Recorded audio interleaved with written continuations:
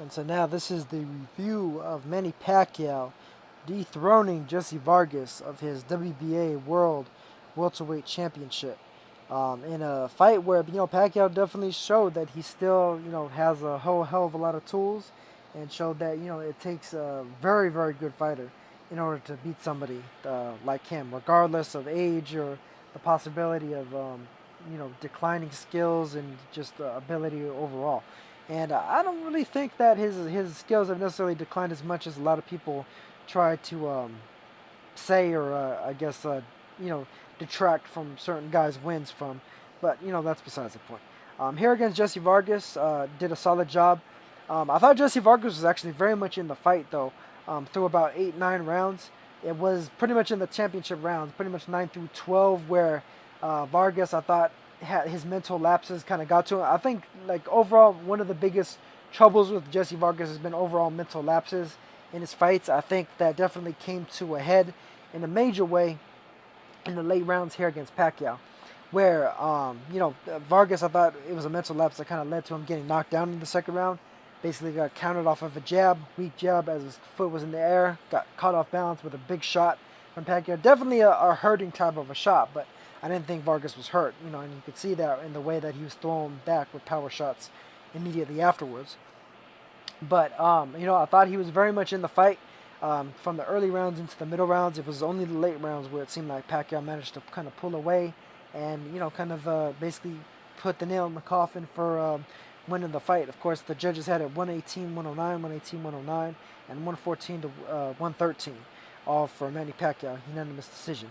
But against I guess like the general consensus, I thought that the 114 to 113 was probably the more accurate score of the three. I thought that Vargas made a very difficult style matchup for Pacquiao for most of the fight.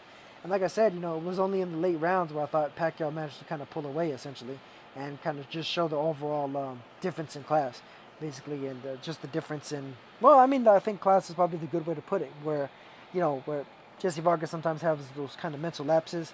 Pacquiao's pretty much always on point for the most part. He's the type of fighter where he's just so explosive that it only takes you kind of taking your eye off the ball for just a couple of seconds in order for him to capitalize and either win a round, steal a round, knock you down, or what have you.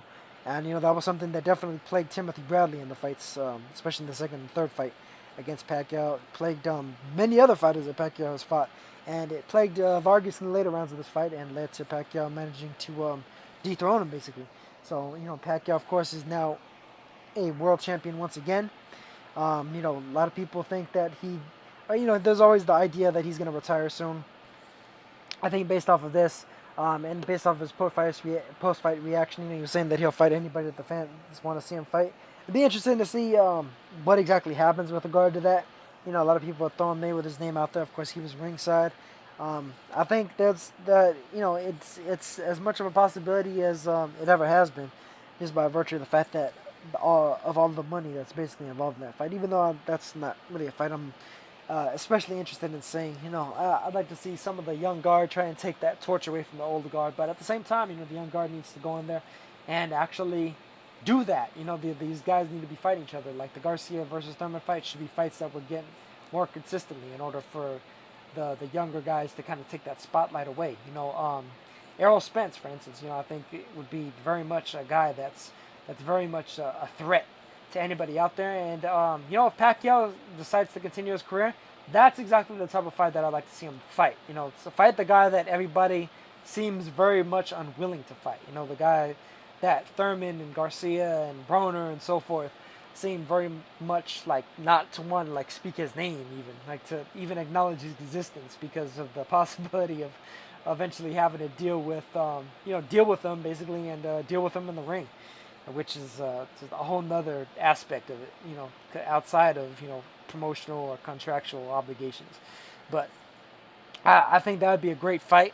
The probably the strongest, toughest, hottest prospect on the rise, hottest young lion, for lack of a better term, on the rise, versus one of basically the lords of the old guard, along with Mayweather, along with the likes of Hopkins and Sergio Martinez, basically the old guard.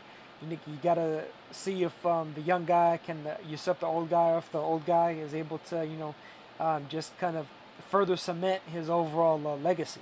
And I think that'd be a great fight to happen.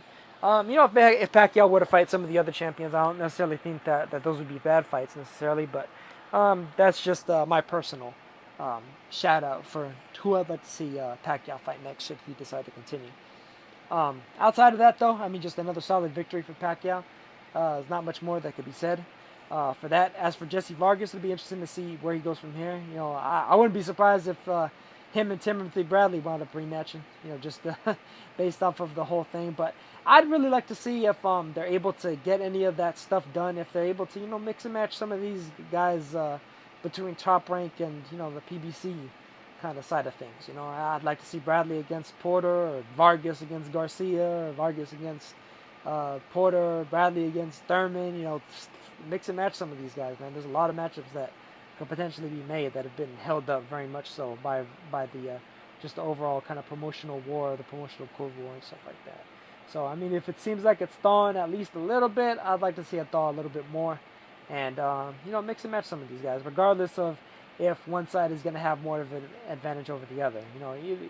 Just as long as we get a little bit more kind of intermixing of and intermingling of some of these names would be, I just think a solid way to get, kind of just get boxing back where it really belongs, in the mainstream and everything. So that's pretty much my just general rant on the state of boxing. And, Pacquiao, I'd like to see him fight Errol Spence. Failing that, maybe some of the other guys I mentioned, like a Thurman or Garcia, winner. Or, I mean, who knows? I mean, a lot of people throw the guys at higher weights names at him, Kell Brook, Canelo, guys like that. I don't necessarily think it's outside the realm of possibility, just by virtue of the money involved. But if anything, if there's going to be money involved, of course, Floyd Mayweather's name is probably going to be mentioned first and foremost, just because of the fact of the amount that they both bring to each other is so much more than they could necessarily make against anybody else in the sport, or just doing anything else in general in life, so it wouldn't at all be surprising to me should something like that happen. But that's all I got to say about that, basically, and I'll catch you guys on, for the near future videos that I make based on boxing. There's a lot of fights coming up.